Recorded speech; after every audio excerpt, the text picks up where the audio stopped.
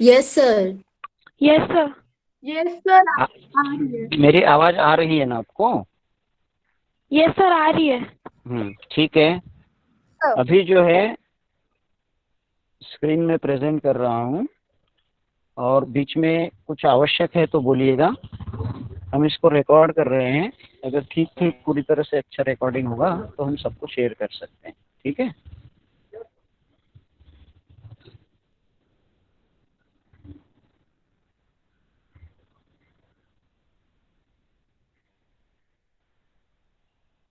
आपको मेरे मोबाइल पर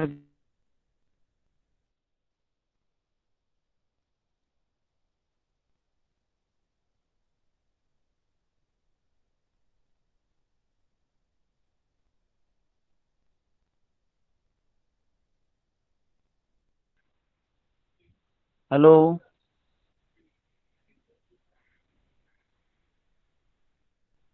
hello. Yes sir, yes yes sir. Sir. Yes sir. हाँ बेटा, उत्तर उत्तर दो ना। आपको जो स्क्रीन में दिखा रहा था वो दिख रही थी आपको? Yes sir. Yes sir. हाँ यस सर। ठीक है। ठीक है, अब देखो यहाँ पर हम लोग सबसे पहले तो मैं आपको ये बताना चाहूँगा कि जो लेसन हमारे हट गए हैं उसको आप नोट कर लो।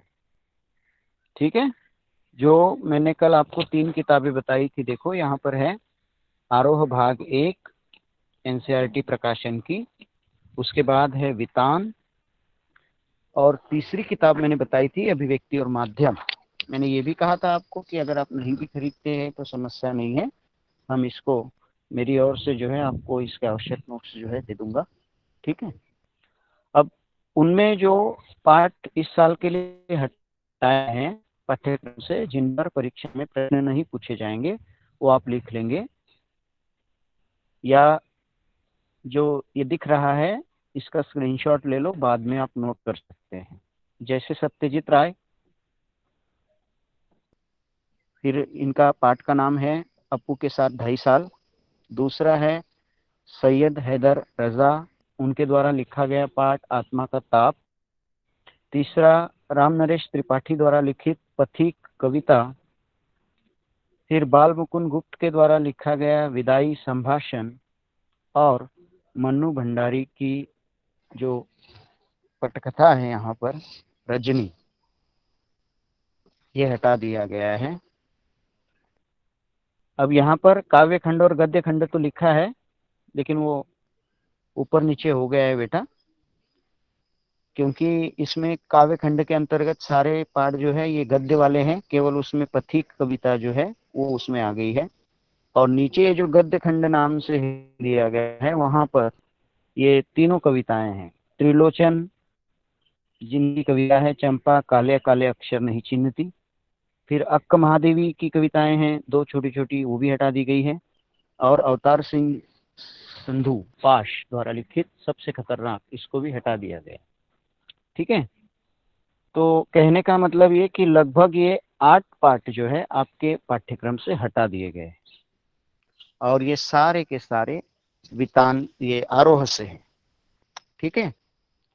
और दूसरी जो किताब है आपकी वितान, वितान से कुछ भी हटाया नहीं गया है, ध्यान रखना।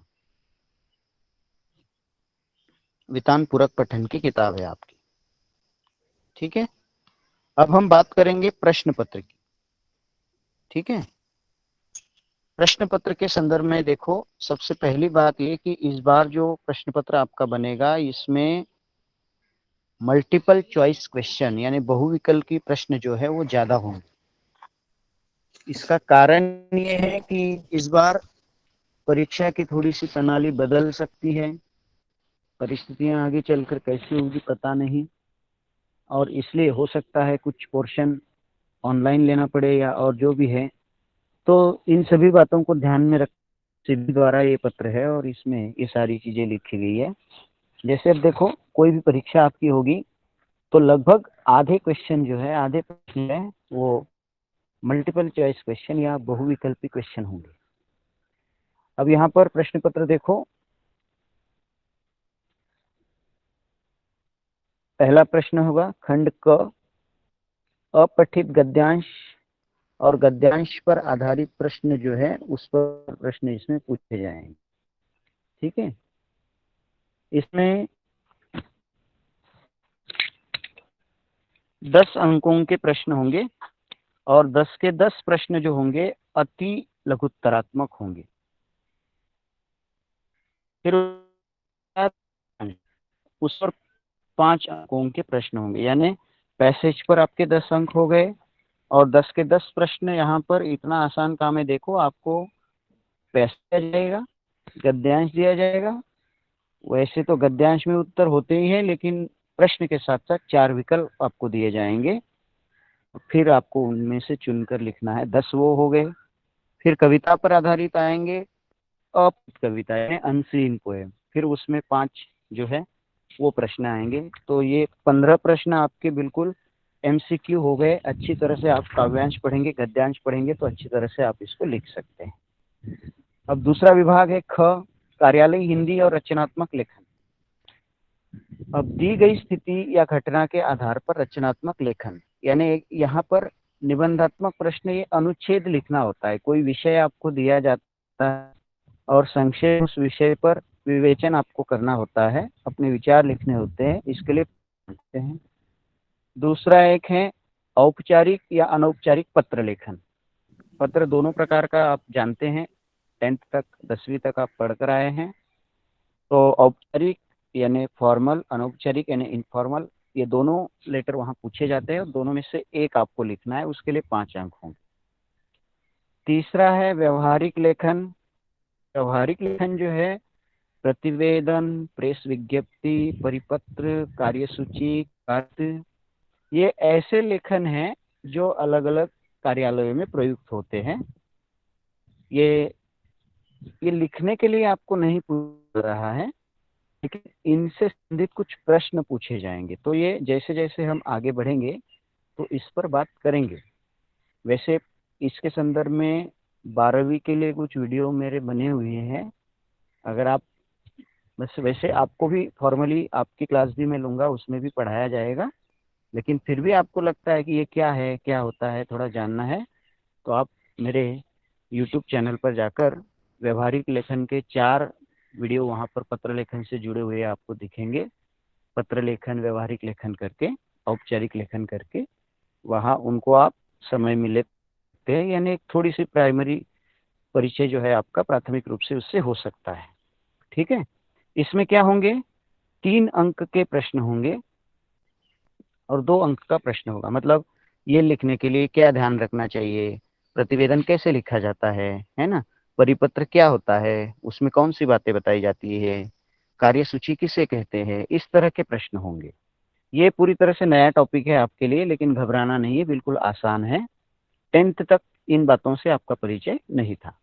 ठीक है, उसके बाद जो अगला है प्रश्न देखो 6 नंबर का, उसमें है देखो शब्दकोश से संबंधित 5 बहुविकल्पी प्रश्न। शब्दकोश यानी डिक्शनरी। ठीक है, तो डिक्शनरी कैसे देखना चाहिए, उनमें शब्दों का क्रम कैसा होता है। कोई शब्द है उसमें जो कुछ संक्षेप दिए जाते हैं शब्दकोश में, जैसे संज्ञा के लिए स पर उस पर अनुस्वार है ना, वी के लिए फिर वी है, विशेषण है तो वी, इस तरह से संक्षेप दिए जाते हैं। मतलब वो शब्द किस प्रकार का है वो उससे हम जान सकते हैं। ऐसी कुछ सूचनाएं जो उसमें होती है वो कैसे हम समझ सकते हैं वगैरह। ये शब्दकोश देखने की पद्धति क्या होती है, कैसे शब्दकोश देखना चाहिए, ये भी मैं आपको समझाऊंगा। तो उस पर भी जो है 5 अंक होंगे। फिर अगला टॉपिक है देखो जनसंचार माध्यम और पत्रकारिता के विविध आयाम। इस पर लघुत्तरी प्रश्न होंगे।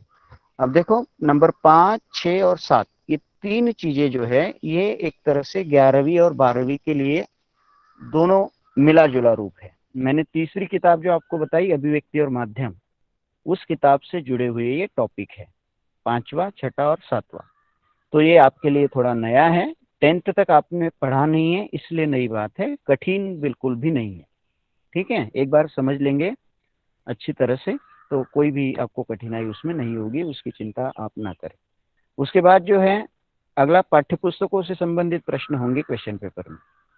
जैसे आरोह भाग 1, इसमें काव्य भाग से पहले प्रश्न होंगे। देखो 8वां प्रश्न होगा कि एक काव्यांश दिया जाएगा, और काव्यांश के अर्थ ग्रहण से संबंधित 6 अंकों के प्रश्न होंगे। इस 6 अंकों के मतलब 3 प्रश्न पूछे जाएंगे और उसके लिए 2 अंक होंगे हर प्रश्न के लिए। अगला प्रश्न होगा काव्यांश के सौंदर्य बोध पर लघु उत्तरीय प्रश्न। यहाँ पर देखो, काव्यांश पर अर्थ ग्रहण और काव्यांश का सौंदर्य बोध। अर्थ ग्रहण यानी कविता को पढ़कर आप क्या समझ रहे हैं, उसका भाव क्या आप समझ रहे हैं, ये है। उसमें कवि क्या कहना चाह रहे हैं ये आप समझ जाते हैं, वो है अर्थ ग्रहण। और दूसरा है सौंदर्य बोध। सौंदर्य यानी कविता का बाहरी रूप, रस कौन सा है, अलंकार कौन सा है, भाषा किस प्रकार से कवि की वहां प्रयुक्त हुई है ना, और किन किन विशेष प्रभाव को जो है हम उस कविता में देख सकते हैं। ये जो हम लिखते हैं इसे काव्य सौंदर्य कहा जाता है और इसे ही सौंदर्य बोध कहा जाता है। सौंदर्य बोध यानी कविता का बाह्य रूप, बाह्य सौंदर्य, और उसको समझना और उसको लिखना, ये कविता का सौंदर्य बोध होता है। तो इसमें भी ऐसे 2 प्रश्न होंगे और 2-2 अंकों के लिए होंगे, तो 4 अंक इसके लिए होंगे। रस अलंकार आदि ये चीजें जो है आप 9वीं और 10वीं में पढ़कर आए हैं, वही सब चीजें इसमें हमें देखनी होती है कविता में। और उस कविता के जो संरचना है, बाहरी बनावट है एक तरह से कविता की, उस पर ये प्रश्न होते हैं। अगला है देखो, कविताओं की विषय वस्तु पर आधारित लघु उत्तरीय प्रश्न। एक 3 और एक 2 अंकों का। यानी यहाँ पर अब ये पहले 8वां और 9वां प्रश्न काव्यांश पर था, ये भी कविताओं पर होगा, लेकिन इसमें काव्यांश नहीं दिए जाएंगे, सीधे प्रश्न पूछे जाएंगे और विकल्प भी होंगे वैसे। तो एक प्रश्न 3 अंक के लिए होगा, दूसरा 2 अंक के लिए होगा, ऐसे 5 अंक यहाँ पर होंगे। अब आएंगे गद्य भाग की ओर। तो गद्य भाग में यहाँ पर गद्यांश दिया जाएगा, वहां 6 अंकों के, यानी 3 प्रश्न 2-2 अंकों के, ऐसे 6 अंक वहां। फिर 12वां प्रश्न होगा पाठों पर आधारित सीधे प्रश्न जो पूछे जाएंगे, वहां पर 3 प्रश्न होंगे 3 अंक के, मतलब 9 अंक वहां पर होंगे। फिर जाएंगे वितान की ओर, जो पूरक पुस्तक आपकी होगी, उसमें जो भी प्रश्न आएंगे वो सारे 2 अंकों के और 3 अंकों के होंगे और लघुत्तरीय प्रश्न होंगे, यानी छोटे छोटे शॉर्ट आंसर होंगे। अब 12वीं के लिए यही बात जो है, वितान की सभी प्रश्न जो है मल्टीपल चॉइस क्वेश्चन कर दिए है बोर्ड ने, लेकिन 11वीं के लिए फिलहाल नहीं है। 11वीं के लिए इस तरह से डिस्क्रिप्टिव है, शॉर्ट आंसर क्वेश्चन।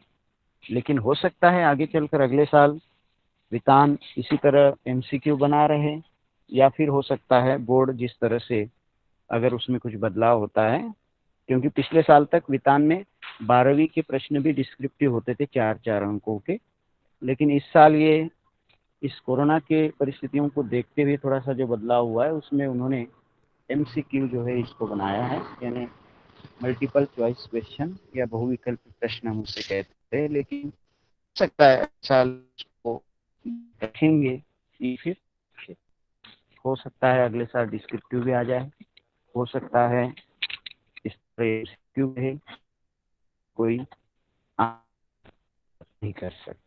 ठीक है, तो एक प्रकार अंत में देखो 20 यहाँ का 80 अंक हो गए। अब 20 अंक जो बचे हैं वो 20 अंक है श्रवण तथा वाचन और परियोजना।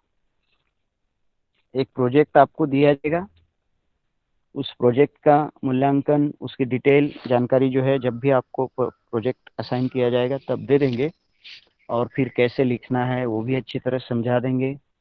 फिर वो जो प्रेजेंटेशन आपका होगा वो 10 अंकों के लिए होगा। और श्रवण वाचन परीक्षण, जिसको आप दूसरे शब्दों में अंग्रेजी में भी करते हो ना, assessment of speaking and listening, ASL, तो 10 अंक ASL के हैं, 10 अंक प्रोजेक्ट के हैं, ऐसे 20 ओरल एक तरह से वो इंटरनल लेवल, और 80 अंकों का आपका एनुअल एग्जाम का पेपर होगा। ठीक है, तो इस प्रकार ये क्वेश्चन पेपर का पैटर्न है। और जो भी परीक्षाएं होंगी, चाहे 50 अंकों की हो, चाहे 40 की हो, चाहे 80 की हो, इसी तरह इसी पैटर्न पर जो है वो चलती रहेगी। अगर बीच बीच में जो भी छोटी मोटी परीक्षा आएगी, इसी जो प्रारूप को है ये फॉलो किया जाता है, तो इसको जो है आप बाद में ये पीडीएफ में आपको भेज दूंगा। 11वीं का जो क्वेश्चन पेपर पैटर्न है उसको आप लिख लेंगे, ठीक है, आपकी कापियों में। मैंने आपको कापी खरीदने के लिए कहा था 200 पेजेस की, उसको आपने खरीद लिया होगा। उसमें सबसे पहले अपनी जानकारी, नाम आदि, फ़ोन नंबर वगैरह, कॉन्टैक्ट लिख दो।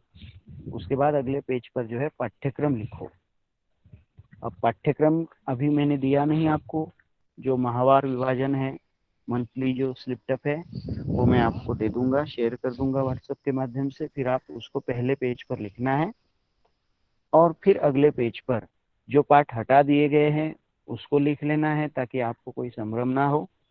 और वहां पर ही ये जो प्रश्न पत्र का प्रारूप है, प्रश्न 1 क्या होगा, 2 क्या होगा, ये ब्लूप्रिंट है एक तरह से, कि इसी तरह, इसी क्रम में जो है, इसी प्रारूप में जो है प्रश्न पत्र आपका एनुअल एग्जाम का ये पैटर्न है। और इसी पैटर्न के आधार पर जो भी परीक्षाएं 11वीं की होगी वो हिंदी की इसी तरह होगी। कुछ प्रश्न कम ज़्यादा हो सकते हैं, लेकिन टाइप जो होंगे प्रश्नों के इसी प्रकार के होंगे, ठीक है। ये बात आप लोगों को अच्छी तरह से समझ में आ गई होगी। प्रश्न बंद करो बेटा अभी। शुभश्री सुन रही हो? Yes sir. बंद कर दो अभी।